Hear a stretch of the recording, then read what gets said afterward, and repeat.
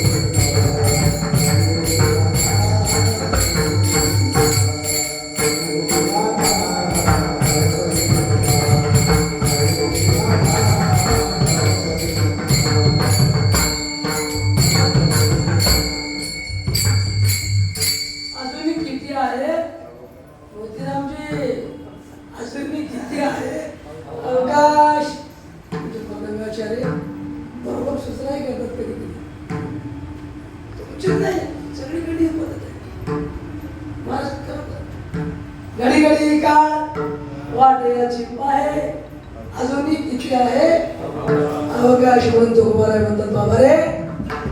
या शरीराचं काही खरं नाही स्थूल आहे त्याला काळ कधी घेऊन जायला सांगता येत नाही. म्हणून थोडा लांब विचार कर. प्रपंच आहे तुझा प्रपंचाचा विचार कर. कारण का हे प्रपंच असा आहे की शरीर असं आहे याला काळ घेऊन जाणार आहे. तुझ्यासोबत काही येणार नाही. म्हणून तू याच शरीरात याच देहामध्ये याच अवस्थेमध्ये एकच विचार करा मला बाबू याच शरीरानं सगळं काय करता येते. तुम्हाला या शरीरानं देव करता येतो. या शरीरानं परमार्थ करता येतो. या शरीरानं सत्ता करता येतो. या शरीरानं तीर्थयात्रा करता येतात. आणि याच शरीरानं नरकाला पण जाता येतं. म्हणून विचार कर क्षणोक्षणाची करावा विचार तरावया पार भव सिंधू. या प्रपंचरूपी समुद्रातून तुम्ही काढण्यासाठी काय कर बाबा अभंगाच्या पहिल्या चरणात प्रपंच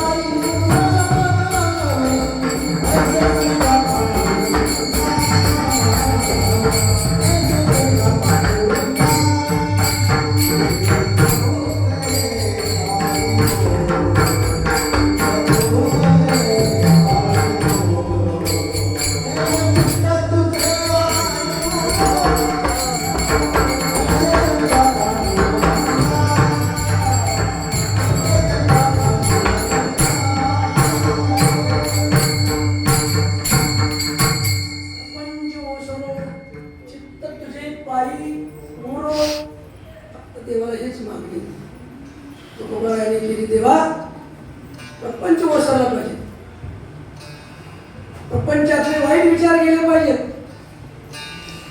आणि माझं चित्त माझं मन तुझ्या पायाकडे प्रपंच उसळो चित्त तुझे पायी मोरो चित्त तुझे पायी राहायचे करे काही धरुनिया बाई वातारी दातारा बघा महाराज तुकाराम महाराज विनंती कुणाला करतात देवाला प्रपंच वसरू देवाला म्हणतात प्रपंच वसरू देवाला म्हणताना देवालाच म्हणतात चित्त तुझे पायी चित्त तुझे पायी कोणाला म्हणले चित्त म्हणजे मन खरं सांगा आपण आज 2 दिवस प्रवास 4 दिवस केला आपल्या जीवावर केला का ड्रायव्हरचा ड्रायव्हर जर नीट गाडी चालवला नसता तर आपण नीट कुठे गेला असतो म्हणून ड्रायव्हर मुख्य आहे तसं या शरीराचा एक ड्रायव्हर आहे त्याचं नाव काय मन मन चित्त सोमायेचे धरून याड वस्त्र एकलाची हल्ली सूत्र वरी नटवी छाया चित्र 84 चे 84 लक्ष हे भगवंताचं अधिकार त्याच तुम्हाला महाराज पण चित्त तुम्हाला म्हणतात देवा मन तुझ्या पायात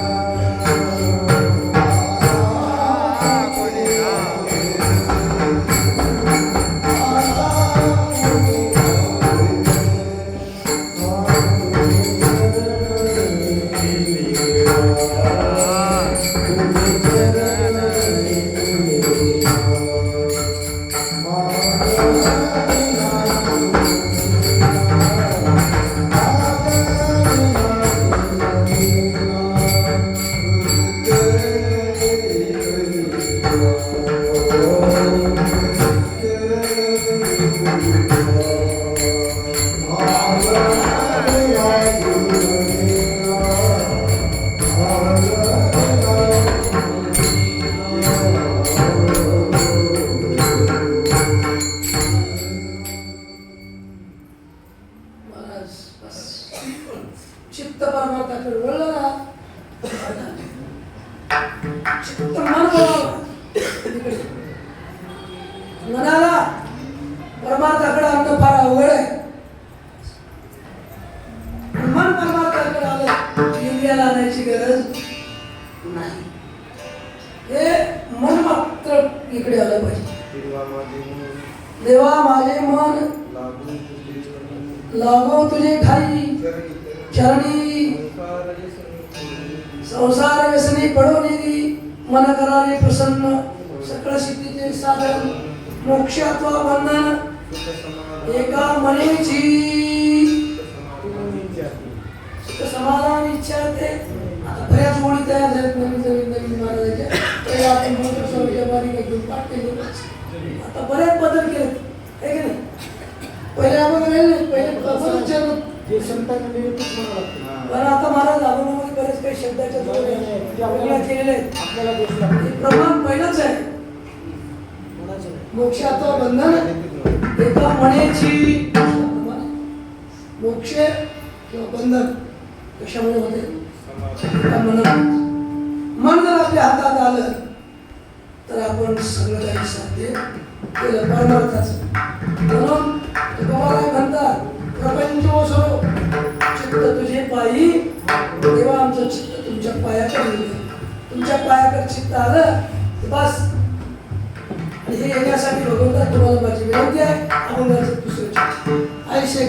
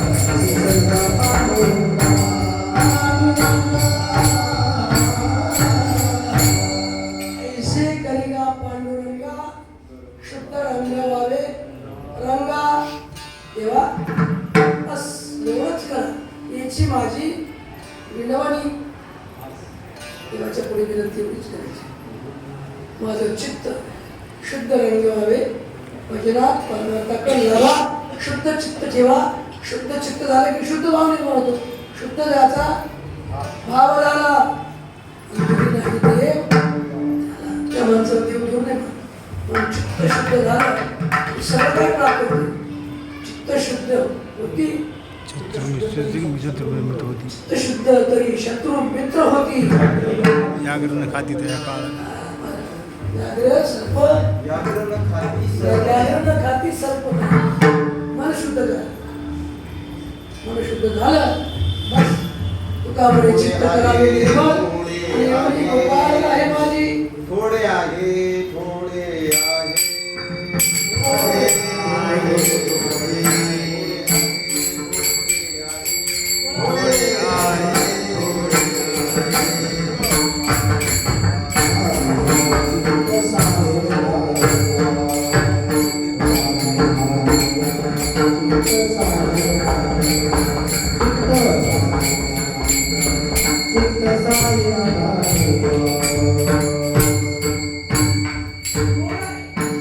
थोडं म्हणजे फक्त मन जवळ आलं काही बेजार व्हायची गरज नाही थोडे आहे चित्त सहाय्य झाली या मन सहाय्य झालं माणसाला सगळं काही प्राप्त होते मन सहाय्य जर नसेल तर माणूस काही साध्य करता येत नाही मन मोठं वाईट आहे मन मोठं चंचल आहे मन मोठं चपळ आहे मन मोठं धोके देणार आहे म्हणून सगळ्यात आधी चित्त आपल्याला मिळालं पाहिजे महाराज म्हणतात बाबा ऐसे करी का पांडुरंगा शुद्ध रंग व्हावे रंगा माझ्या मनाला तुमच्या चित्त लागू द्या माझं मन तुमच्या मनाला देवा चित्त शुद्ध झालं की बस परमार्थ साध्य झालं नाही तर माणसाच्या मनामध्ये वाईट आपलं चांगलं झालं तर चांगलं दुसऱ्याचं चांगलं झालं ना आपल्याला ते चांगलं बरं वाटलं गेलं त्याचं कसं वाईट होईल माणसाचं मन दुसऱ्याच्या वाईटात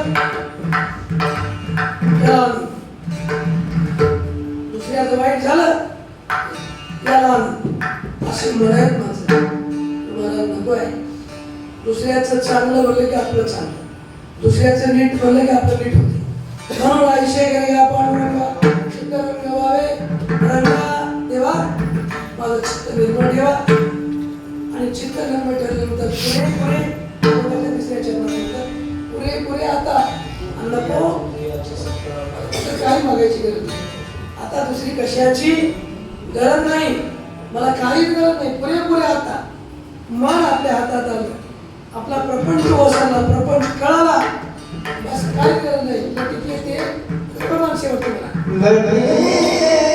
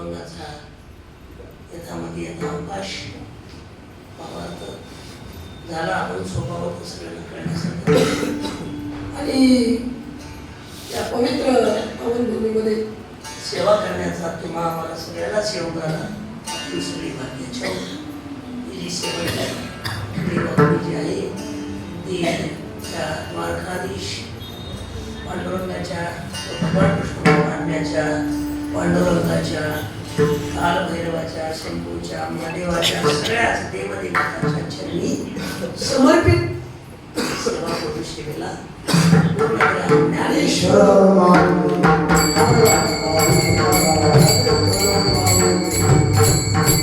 Hare